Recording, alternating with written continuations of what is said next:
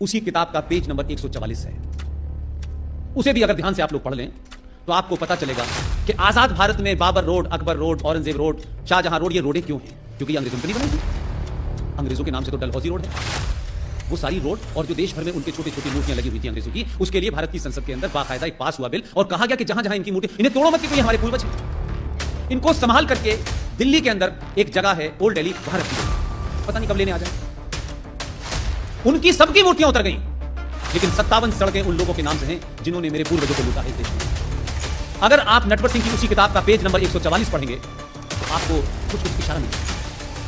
नटवर सिंह उस दौरे में मैडम इंदिरा गांधी के साथ 1968 में इंदिरा गांधी के बड़े सुपुत्र राजीव गांधी जी की शादी हुई थी और उस जमाने तो दूर दराज का भी कोई रिश्तेदार होता था वो प्रधानमंत्री के टूर में टहलने जरूर जाता था।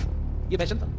1969 में मैडम इंदिरा गांधी काबुल की यात्रा पे गई, वहां बादशाह खान से मिली, उनसे तमाम सारी बातें हुई, लेकिन दोपहर होते होते, ये इसमें भी मैं कोई अपनी तरफ से नहीं कर रहा, पेज नंबर 144 किताब अवेलेबल है हमारी। और क्योंकि वो शख्स वो है जो नेहरू जी और इंदिरा गांधी के लिटरली घर पे रहने वाला आदमी, सबसे लॉयल आदमी, ईमानदार आदमी, उसने 100 पेज नंबर 44 पे लिखा है कि मैडम इंदिरा गांधी ने कहा कि मैं ड्राइव पे जाना चाहता हूं। तो नटवर सिंह उनके साथ थे। अफगानिस्तान की जो प्रोटोकॉल अफसर था वो उनके साथ थे। और यकायक लगा कि जो उनकी आइटनरी है उसमें तो ये नहीं है, लेकिन मैडम तो मैडम है, उनके पिताजी भी ऐसे थे, वो भी ऐसे। खैर वो चली गई और 7-8 मील जब काबुल से दूर निकली तो उनको इतने महान देश के अंदर खंडर नजर आया जिसमें कुछ पेड़ लगे होते हैं।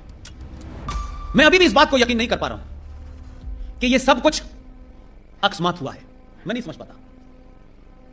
और आपने जैसे वो खंडर देखा और पेड़ लगे हुए तो आपने फौरन प्रोटोकॉल अफसर से और सिक्योरिटी से कहा मैं वहां जाना चाहती हूं, वहां हड़कंप मच गया क्योंकि सिक्योरिटी का मामला है। लेकिन अफगानिस्तान से भारत के रिश्ते दूसरे थे, लिहाजा प्रोटोकॉल अफसर ने कहा कि आप वहां क्या जाके देखना चाहती हैं? उन्होंने कहा नहीं, मैं खंडर देखना।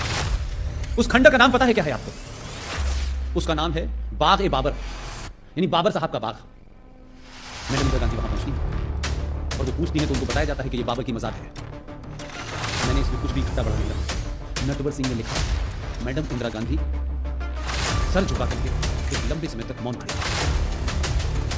नटवर सिंह ने जब उनसे कि ये क्या है ऐसी करके, तो उन्होंने कहा मैं इतिहास को जानने की कोशिश कर। आज तक कोई भारत का प्रधानमंत्री को वो खंडर नजर नहीं आया जिसे कहते हैं जहां चाह वहां रहा। अब ये कहो कि साहब वो सडनली खंडरों से उन्हें प्यार हो गया था, जब उनको बता दिया गया था तब तो भारत के प्रधानमंत्री की हैसियत में सर झुका करके नटवर सिंह ने लिखा क्योंकि उनके पीछे खड़े हुए थे। ये घटना मुझे ये बताती है कि ये अकस्मात नहीं गए थे, कुछ लोगों को अपने पूर्वजों से मिलना था। इस देश की दुर्दशा ऐसे ही नहीं हुई। इस देश में उस पार्टी नकली कहें, अच्छी कहें, बुरी कहें, उसके वारिस ने एफिडेविट दिया है सुप्रीम कोर्ट में कि भगवान रामचंद्र जी तो काल्पनिक थे। मैं ये नहीं मान सकता कि संविधान के अंदर से लेकर के आज तक जितनी भी चीजों को तोड़ा मरोड़ा गया वो किसी खास एजेंडे के तहत था। और जब हिंदुस्तान के अंदर इस्लामिक आतंकवाद अपने चरम पर था तो एक जुमला गढ़ा गया कि 2 लोगों को पकड़ो, फर्जी केस में फंसाओ और कहो कि भारत में हिंदू आतंकवाद है। लिहाजा जो मेरी पहली मांग है, जो मैं चीफ मिनिस्टर की पत्नी से कहना चाहता हूं कि आपने एक मांग तो यह है कि जम्मू कश्मीर में जिन 5.5 लाख लोगों के साथ अन्याय हुआ है उसके लिए ट्राइब्यूनल बनाए। और क्योंकि जम्मू कश्मीर राज्य की इंच इंच जमीन पर भारत सरकार का कब्जा है, वहां सरकार भी बनेगी केजरी टाइप की। और देखिए इतिहास में भी कुछ घटनाएं अजीबोगरीब होती हैं। एक शख्स दिल्ली का मुख्यमंत्री बना, 5 साल से आपके दोनों आदमियों पर आरोप लगा रहा है, मुझे काम नहीं करने देते हैं, सरकार नहीं चलाने देते हैं, मुझे अधिकार नहीं दे रहे, पूर्ण राज का दर्जा क्यों नहीं देते मुझे। वो भी धरना प्रदर्शन बहुत करता है। लेकिन राजनीति, मैंने कहा, उसका अलग कैरेक्टर और चरित्र होता है। जब यह बिल आया और इस बिल के समर्थन में वोट डालना था कि जम्मू कश्मीर में भी यूनियन टेरिटरी होगी और वहां सरकार बनेगी, यानी लेजिस्लेशन होगा, असेंबली होगी, उसके अधिकार सीमित होंगे, तो जो आदमी इस बात से ग्रस्त था क्या मेरी ऐसी हालत कर दी, उसने महबूबा मुफ्ती से पूरा बदला लिया। इस सरकार के समर्थन में वोट दिया कि इसकी भी ऐसी हालत करो मेरी, मैं अकेला क्यों मरूं ये भी जाए। अब ये अजीब ट्रेजेडी है कि नहीं है। लिहाजा वो बात अलग है कि उसका कुछ दुख कम हो गया होगा कि जिन्होंने मुझे तड़पाया ये भी तड़पे। लेकिन मेरी सीरियस मांग जो है मैं मुख्यमंत्री से कहना चाहता हूं कि जम्मू कश्मीर विधानसभा का बहुत बड़ा प्रांगण है।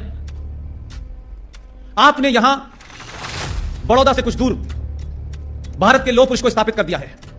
अब जिसको नीचे से भी नजर नहीं आ रहा था, माउंट एवरेस्ट से भी नजर नहीं आ रहा था, उसे लेट के भी नजर आ रहा है। लिहाजा अगर नस्लों को सही मैसेज देना है तो जम्मू कश्मीर विधानसभा के प्रांगण में एक आदमकद मूर्ति श्यामा प्रसाद मुखर्जी की लगनी चाहिए।